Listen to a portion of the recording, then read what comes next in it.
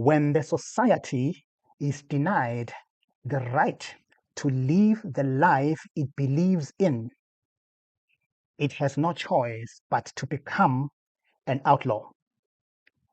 Coming up.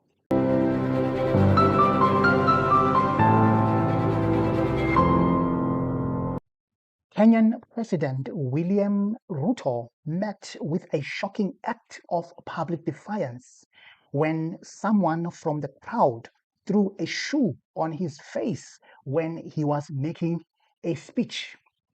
Apparently, the shoe-throwing incident is a sign of Kenyans' frustrations and desperations, since Kenyans, especially Gen Z, are sick and tired of Ruto's corruption and young people's abduction in the country. Now, 3 people have been arrested in Kuria West in Migori County for allegedly hurling a shoe at President William Ruto during a roadside event in Kiansha in Kisii, in Migori. In Migori, Kiansha town in Migori.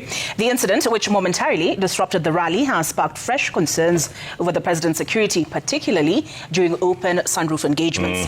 Security agencies have strongly condemned the act, vowing to tighten protocols around presidential appearances. Emmanuel Toh has the details.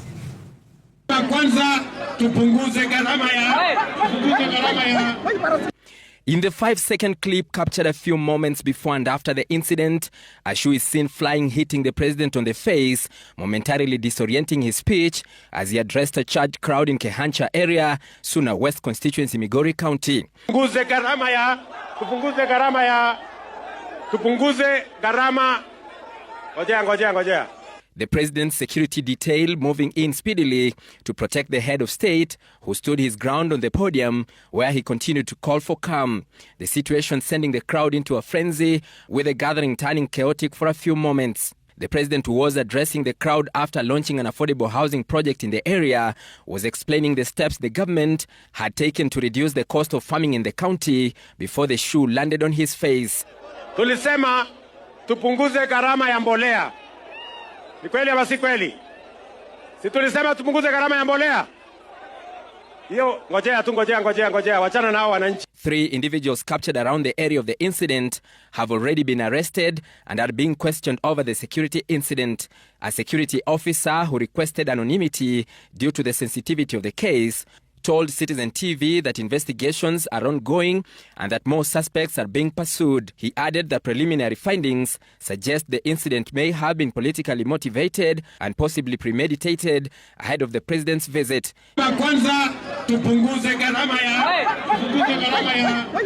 MPs from the county castigating the incident as an unfortunate attempt at the president's life. Kwa hivyo watu wa press msiende kutangaza yenu, ile imefanyika hapa, wanataka kusalamia na mkono na wameshindwa kukufikia. Sasa ukipata nafasi utarudi hapa usalamie kila youth kwa mkono ya mwisho. Hey guys, apparently people have been disappearing in Kenya, guys, especially Gen Zs, with report of broad daylight abduction, which seem to be done by Ruto's special forces. And of course, Ruto denies all that, denies even knowing about this abduction, until lately, of course, where he dropped a bomb.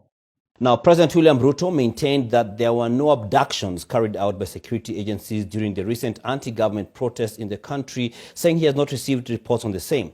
His sentiments come at a time when some families are still looking for their kin months after they disappeared mysteriously following the deadly demonstrations. And as NTV's Rose Wangui reports, the Law Society of Kenya has raised concerns about the spate of abductions and called on the government for the release of 2 brothers and activist Bob Njagi, who were abducted in broad daylight within Kitengela town.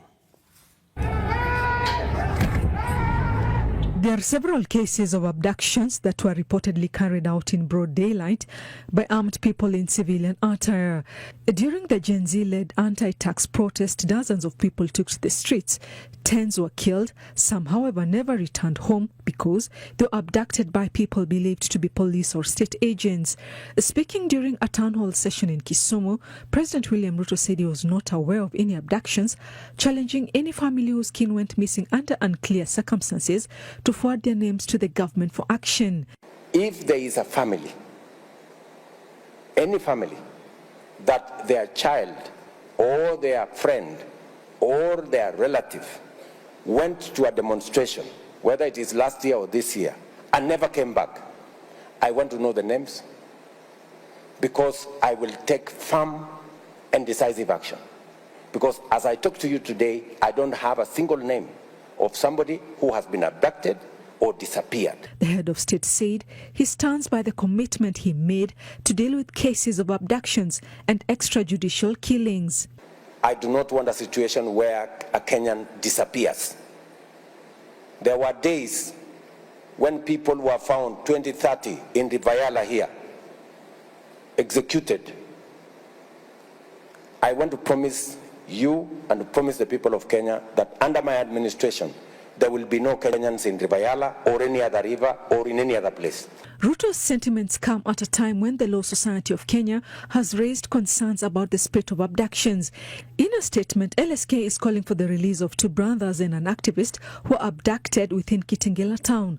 Jamie Longton, his brother Aslam Longton, and activist Bob Njagi vanished on August 19th. They were abducted by people who the family claims are police officers. LSK claims the three have been missing for 11 days now under unclear circumstances, which demonstrates a total disregard for the rule of law. According to data from rights groups, 66 people were abducted or went missing during the protest. Those who were abducted were tortured by their kidnappers. Some were released while others are still missing.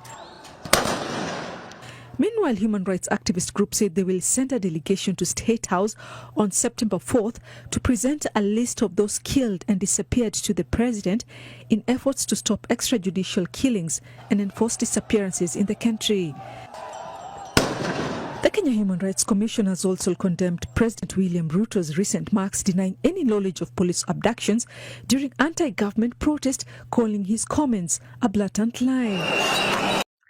And Finland president visited Nairobi, Kenya. And obviously there was a media briefing. As you know, guys, if there is a foreign president in a country, there will always be media briefing. And Finland journalists who've been keeping up with what is happening in Kenya, remember a Finland journalist, asked William Ruto to explain about the disappearance and abduction of the people, especially young people in Kenya. Boy, oh boy, William Ruto started singing and implicating himself in the process. Listen to this. Hello, I'm Eva Eronen from YLA Finnish Broadcasting Company. According to rights groups, dozens of people were killed during last year's protest, and also there have been enforced disappearances and many are still missing. Your Excellency, President William Ruto, what is the Kenyan government doing to ensure such violations will not happen again? Thank you very much for asking that question. I know that it will be a subject of discussion between my guest here with members of the civil society and other members of the Kenyan society.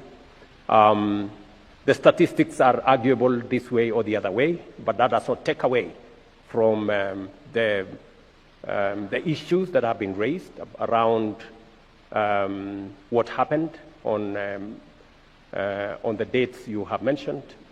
There are three things that I can speak to it.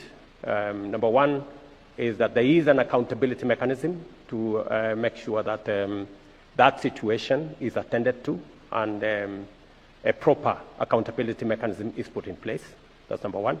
Number two is the fact that I undertook to the country that being a democracy, and robustly so, that Kenyans must not, as has happened in the past, where Kenyans disappeared and their bodies were found in all manner of places, that will not happen under my administration. And all the people who disappeared or who were abducted in what you said, all of them have been brought back to their families and to their homes. And I have given clarity and firm instructions that nothing of that kind of nature will happen again. And that it was my commitment as I became president that extrajudicial disappearances of Kenyans will not be part of what we are doing as a nation. Additionally, we have taken proactive steps. My first assignment when I became president was to extend the independence of our investigative agencies, including the police, give them financial autonomy, give them operational autonomy that is guaranteed in the Constitution, and we have since transferred the budget from the Office of the President for the police to the Police Service Commission, and the Inspector General of the Police is now solely responsible for matters operation, for matters finances, and that my office has now nothing to do with the operations, the financing of police activities, to give them independence. Secondly, is to enhance the independence of the judiciary by making sure that we expand the budget for the judiciary, make sure that whatever other interventions that are necessary to make sure that our judiciary is independent and can function at an optimal level, including what Cabinet approved a few weeks ago to make sure that judges have a proper retirement package that also ensures that they have transportation and other benefits that initially were not available to them, as part of my push to make sure that the judiciary is independent as part of checks and balances between the different arms of government. I think we'll take a final question. Now, all of a sudden, President William Ruto, now he knows about the abduction. Remember, guys, the question is about abduction of the people, abduction of the people. He says, yeah, the people who've been abducted have been returned or released back to their parents. Oh, all along, Ruto knew about the abduction, and Kenyan people went crazy. They went mad. Now, remember, guys, when this Finland journalist was asking Ruto this question about abduction, Ruto's master was right there listening everything. And of course, Ruto started singing, and all of a sudden, he knows about abduction, and he has released all the people who were abducted back to their parents. How, dude? It has been you all along. Now, if you claim to have a family member who was abducted in relation to the 2024 anti-finance bill protests, and you claim that they are still missing, you are a liar. This is inadvertently what President William Ruto's position is, as he stated that all victims of enforced disappearance during and after the said protests have been released and united with their families. As long as some Africa countries are still under corrupt Western puppets kind of presidents, this continent is not going to be free, at least not yet.